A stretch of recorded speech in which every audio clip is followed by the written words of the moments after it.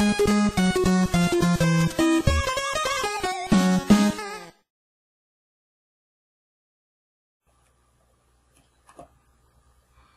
right. Hello, my name is Jester.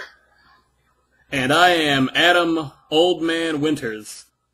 And we're here to review the very first episode of Teenage Mutant Ninja Turtles, or actually I guess do a audio commentary more so than a review. Right. And we figured two Ninja Turtle fans who have a deep respect for the series could Most go definitely. and kind of have fun with it in love, not really being overly critical or mean to it, but still looking at its flaws, because there are some flaws in this episode. We are very hardcore fans. Oh, we yes. have subjected ourselves to watching every episode of this series. Oh, yes. And we can know all the little trivia bits. Maybe not all of them, but a good number of them. Yes.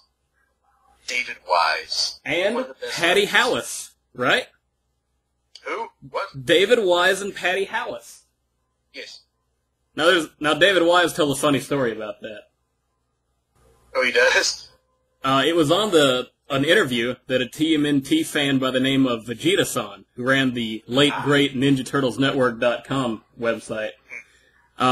David Wise was sitting around in his apartment, and he got the call to write the pilot episodes of the Ninja Turtles cartoon. And he was really tired of writing cartoons at that time. He said he was burnt out. And so he had his fiancée with him, whose name was Patty Howis. And he said, okay, let's just work on this together. So when he did the story outline, he put both their names on it, and he submitted that. Now, once he actually got into the writing process, it turns out he ended up writing just about every word, and Patty did not contribute at all, but he forgot to take her name off the script. And so you will look at Patty Howis's name up on the internet, and she'll have an IMDb database entry, and she gets credited as a writer. That's the only thing she ever had her name on. That's great. Yeah, I always appreciated that, figuring that out for that Vegeta-san interview. Yep. I would have done the exact same thing. Jump straight from rope made in your pan, must be ninja attacks. I always thought this episode was interesting, because April O'Neil is the main character. Yeah. It's true. It's called Teenage Mutant Ninja Turtles, but it's really about this reporter in a yellow jumpsuit.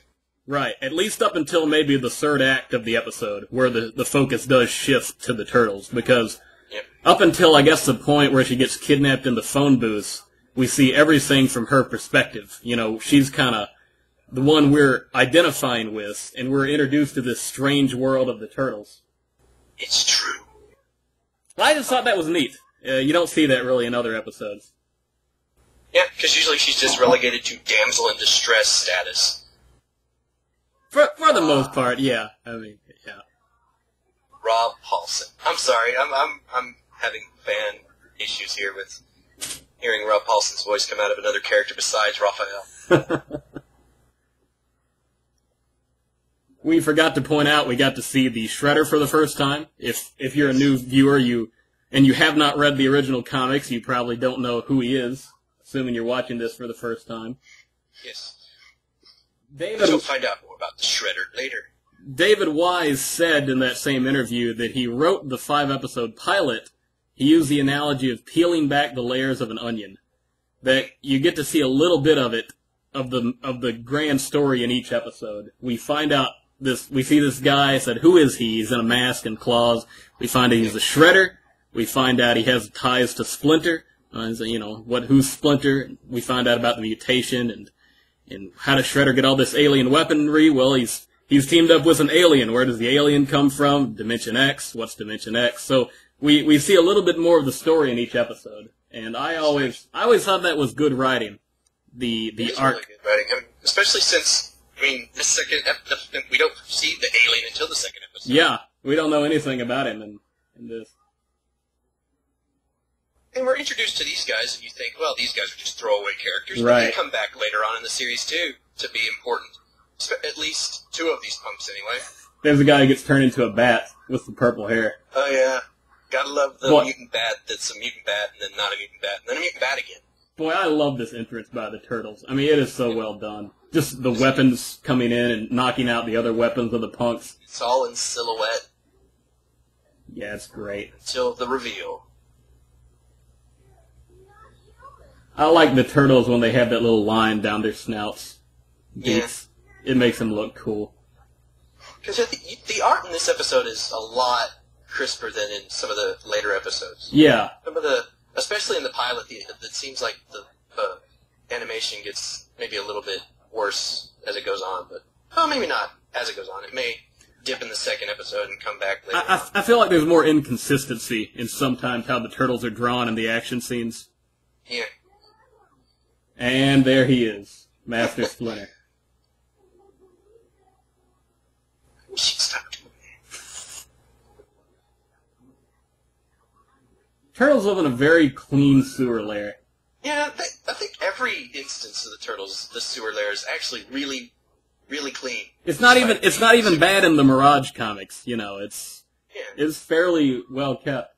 Is this our first introduction to pizza? This is our first introduction to really weird pizza. What's on those pizzas? Anchovies and peanut butter. I should try that sometime. Mushrooms. Maybe not. I don't think so. I used to love mushroom pizza as a kid. It was like the only thing I ate, and then I just got tired of it. There's an important line. Donatello says he hates raw fish. Yes, this will come back to be kind of odd later on in this episode. See if you can find it yourself. No, I'm kidding. We'll let you know. I don't ever remember the Ninja Turtles sitting on the floor in other episodes while they eat. Did they do that often? I don't think so. I think the lair design tends to change throughout the series quite a bit. Yeah, especially in Season 2. The modified origin of the Turtles for this series. How exactly was the Foot Clan supposed to be honorable when Hamato Yoshi was in charge? They're ninjas. They're ninjas. I mean, that's the one thing I think a lot of people forget. Maybe not Turtle fans, but a lot of people forget that Hamato Yoshi was always a member of the Foot Clan. Yeah. They're always like, oh, the evil Foot Clan. But yeah, Hamato Yoshi was a foot soldier, basically. League of Assassins or whatever. I don't know. I guess he's a good ninja. He's got morals and stuff. He's not all about the killing people. I don't know. Only kills them when they deserve to be killed. Yeah.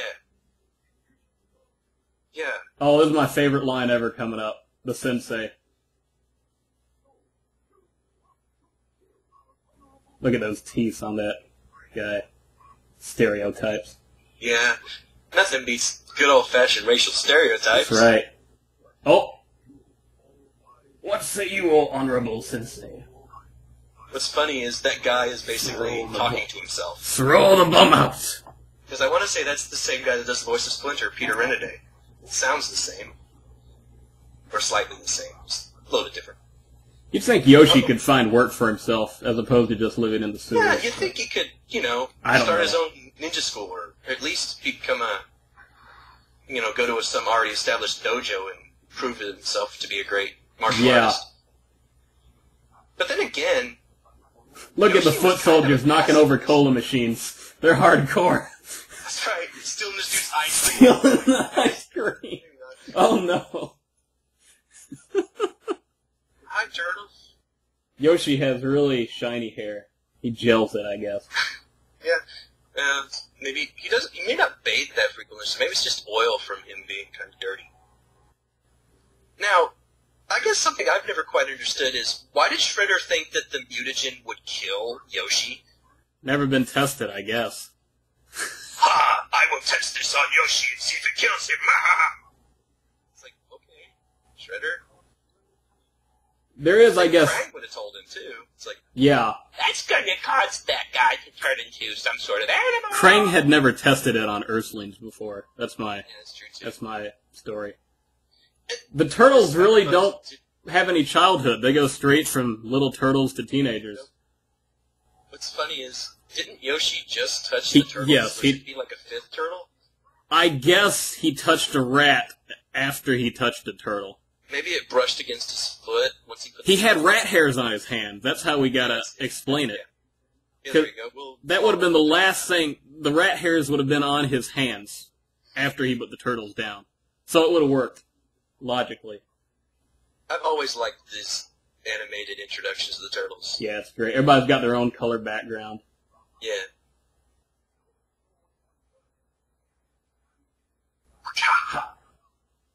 Leonardo's hardcore. He can chop a brick in two. Michelangelo. Fan of Bruce Lee. Wait, what? Only one nunchuck there he's holding. Yeah.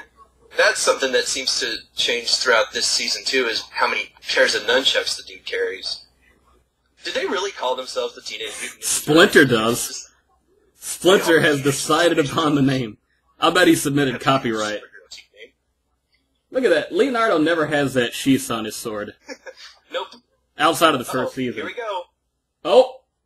The first mistake of many. That's the wrong voice. What's going on? Donatello's a very good ventriloquist.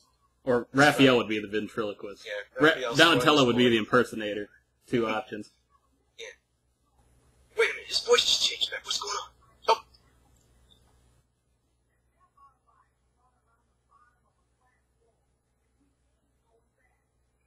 April's pretty cutthroat in this early few episodes. These guys just save her from a bunch of bums in the street. They bring her in, they feed her. They tell her all their secrets.